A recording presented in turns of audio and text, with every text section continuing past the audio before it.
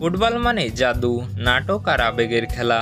মাঠে যখন একজন স্কিলফুল প্লেয়ার বল নিয়ে দৌড়ায় তখন দর্শকদের হৃদস্পন্দন বাড়ে, কিন্তু একই সাথে ডিফেন্ডারদেরও হৃদস্পন্দন বেড়ে যায়, কারণ তাদের সামনে দাঁড়িয়ে থাকে এমন এক জাদুকর যাকে থামানো একদম সহজ নয়। তাকে থামানোর শেষ উপায় হলো ফাউল। আজকের ভিডিওতে আমরা জানবো ফুটবল ইতিহাসে সবচেয়ে বেশি ফাউলের শিকার হয় 5 জন খেলোয়াড়ের গল্প। আপনার দেখায় সবচেয়ে বেশি ফাউলের শিকার হওয়া প্লেয়ারের নাম কি? অবশ্যই কমেন্টে জানিয়ে দিন। তাহলে চলুন ভিডিওটি শুরু করা যাক।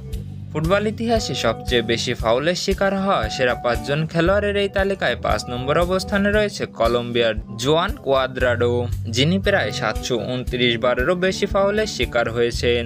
কলম্বিয়ার উইঙ্গার কোয়াদ্রাডোকে এক কথায় বলা হয় রোড রানার। গতি আর স্কিল নিয়ে তিনি প্রতিপক্ষকে এমনভাবে নাচান যে ডিফেন্ডাররা বাধ্য হয় জার্সি ধরে টানতে বা ট্যাকেল করতে। এজন্যই তার ক্যারিয়ারে প্রায় 729টিরও বেশি ফাউলের শিকার হতে হয়েছে। বিশেষ করে ইতালির সিরিয়া লিগে তিনি ডান উইং ধরে ছুটে গেলে ডিফেন্ডারদের একটাই কৌশল ছিল তাকে আটকানোর, তা হলো তাকে ফাউল করা। তারপর তালিকায় 4 নম্বর অবস্থানে রয়েছে জ্যাক গ্রিলিশ, যিনি প্রায় 747 বারেরও বেশি ফাউলের শিকার হয়েছেন। ইংলিশ তারকা জ্যাক গ্রিলিশ যেন ফাউল আদায় করার মাস্টার। তার লম্বা চুল দুলিয়ে দারুণ ড্রিবলিং স্কিলে যখন তিনি ডিফেন্ডারদের ভেতর দিয়ে ঢুকে যান তখন তাদের হাতে আর কোনো উপায় থাকে না। প্রিমিয়ার লিগে গ্রিলিশ প্রায় প্রতি মৌসুমেই সবচেয়ে বেশি ফাউলের শিকার হওয়া খেলোয়াড়দের তালিকায় থাকেন। দর্শকেরা বলেন গ্রিলিশ বল পায় মানে ফ্রি কিক আসছে। তার খেলা যতই উপভোগ হোক না কেন, ডিফেন্ডারদের জন্য তিনি সত্যিকারের মাথা ব্যথা। তারপর তালিকায় 3 নম্বর অবস্থানে রয়েছে আর্জেন্টিনার খুদে জাদুকর লিওনেল মেসি, যাকে প্রায় 839 বারেরও বেশি ফাউল করা হয়েছে। লিওনেল মেসির খেলা দেখা মানেই মনে হয় বল যেন তার পায়ের সাথে গেঁথে আছে। ক্ষুদ্র শরীর, ক্ষিপ্র গতি আর অবিশ্বাস্য টার্ন নেওয়ার ক্ষমতা সব মিলিয়ে ডিফেন্ডারদের মাথায় হাত। তাদের সামনে যখন মেসি থাকেন তখন একটাই পথ থাকে, তা হলো তাকে ফাউল করে থামানো।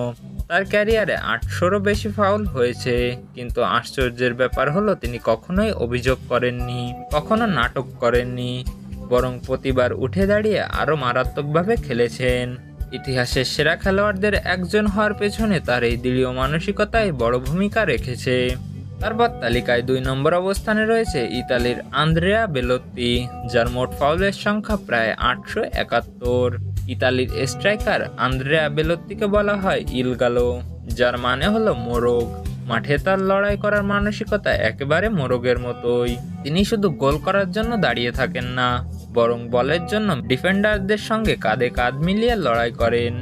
এজন্যই প্রতিপক্ষ ডিফেন্ডাররা তাকে শারীরিকভাবে চেপে ধরতে বাধ্য হয়, আর ফলাফল অসংখ্য ফাউল। বেলোত্তির খেলার ধরনই এমন যে তিনি যতবার বল পেয়েছেন প্রায় ততবার ফাউলের শিকার হয়েছেন। এখন ফুটবল ইতিহাসে সবচেয়ে বেশি ফাউলের শিকার হওয়া সেরা 5 জন খেলোয়াড়ের এই তালিকায় 1 নম্বর অবস্থানে রয়েছে ব্রাজিলের পোস্টার বয় নেইমার জুনিয়র, যিনি সর্বাধিক 1040টিরও বেশি ফাউলের শিকার হয়েছেন। ভাবুন তো, আপনি ড্রিবলিং করে 3 জন ডিফেন্ডারকে কাটিয়ে এগিয়ে যাচ্ছেন, দর্শকরা উঠে দাঁড়িয়েছে, তখন হঠাৎ পিছন থেকে এক জোরালো ট্যাকেল আপনাকে মাটিতে ফেলে দিল। এই দৃশ্যটাই প্রায়শই দেখা যায় নেইমারের ক্যারিয়ারে। নেইমার শুধু একজন ফরওয়ার্ড নন, তিনি এক ধরনের শোম্যান, যিনি প্রতিটি টাচে দর্শকদের আনন্দ দেন, কিন্তু প্রতিপক্ষ ডিফেন্ডাররা তার জন্য সবসময় দুঃস্বপ্ন দেখেছে। ক্যারিয়ারে তিনি 1000-এরও বেশি ফাউলের শিকার হয়েছেন, এজন্যই বারবার ইনজুরিতে ভুগতে হয় তাকে। তবুও নেইমার প্রতিবার মাঠে ফিরে প্রমাণ করেছেন কেন তিনি আধুনিক ফুটবলের সবচেয়ে ভয়ঙ্কর আক্রমণভাগের একজন। এই ছিল ফুটবল ইতিহাসে সবচেয়ে বেশি ফাউলের শিকার হয় সেরা 5 জন তারকার গল্প। কেউ ড্রিবলিং দিয়ে, কেউ গতি দিয়ে, আবার কেউ শরীর শক্তি দিয়ে প্রতিপক্ষকে ভয় পাইয়েছেন, আর ডিফেন্ডারদের কাছে তাদের থামানোর একটাই পথ ছিল ফাউল। আপনার মতে কার প্রতি সবচেয়ে বেশি অবিচার হয়েছে ফাউল দিয়ে? অবশ্যই কমেন্টে জানিয়ে দিন। এরকম আরও ফুটবল বিষয়ক ফ্যাক্টস আপডেট পেতে চ্যানেলটি সাবস্ক্রাইব করুন। দেখা হবে পরের ভিডিওতে।